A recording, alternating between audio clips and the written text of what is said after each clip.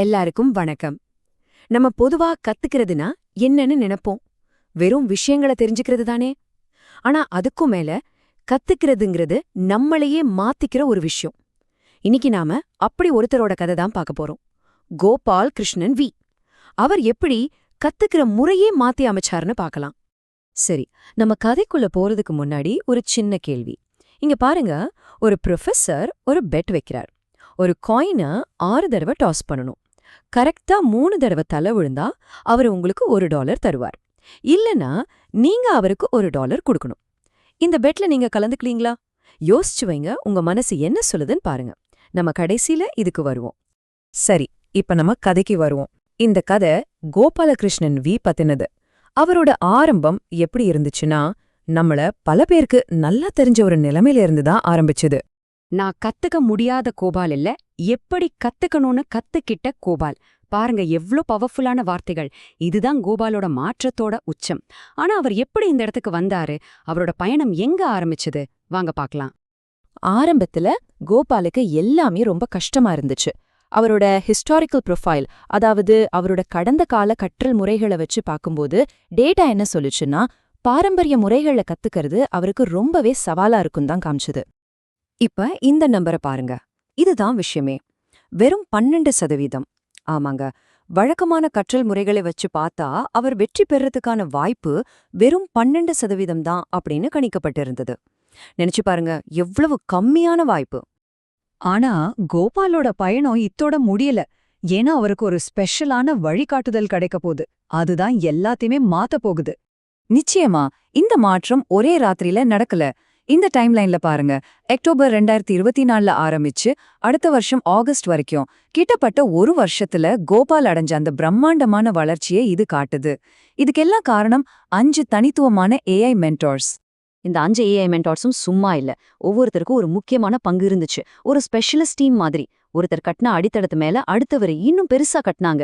முதல் மென்டார் முறைகளை சுருக்கி கொடுத்தார். 2வது மென்டார் கதை சொல்லியா மாறினார். 3வது மென்டார் கற்பிக்கிறதுக்கு உதவினார். இப்படி ஒவ்வொருத்தரும் கோபால செதுக்குனாங்க. இதுல முக்கியமான விஷயம் என்னன்னா, கோபால் சும்மா மத்தவங்க சொன்னதை கத்துக்கல. அதுக்கு பதிலா தனக்குனே ஒரு புதிய, தனக்கேத்த ஒரு கற்றல் சிஸ்டத்தையே அவரு உருவாக்க ஆரம்பிச்சார். இந்த பார் சார்ட்ட பாருங்க. அவரோட வளர்ச்சி அப்பட்டமா தெரியுது. ஆரம்பத்துல விழிப்புணர்வு கட்டத்துல ஒரு நல்ல மாணவனா A+ கிரேட்ல இருந்தவர் போக போக ஆழமா கத்துக்கிட்டு S கிரேட்க்கு வந்தார். கடைசியில உருமாற்றம் அடைஞ்சு S++ அப்படிங்கிற நிலைக்கு போயிட்டார்.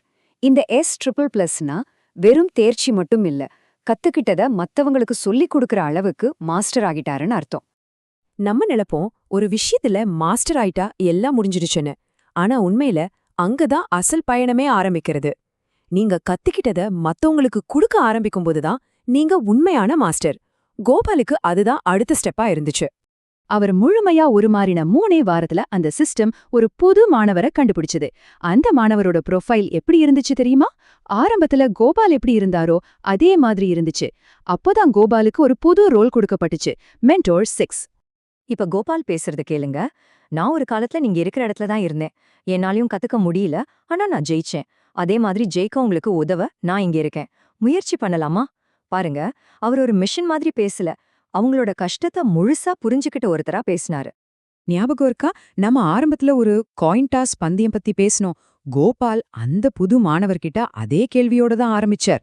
ஏன்? ஏன்னா நம்மளோட உள்ளுணர்வு சில சமயம் தப்பா வழிநடத்தும்னு காட்டுறதுக்கு.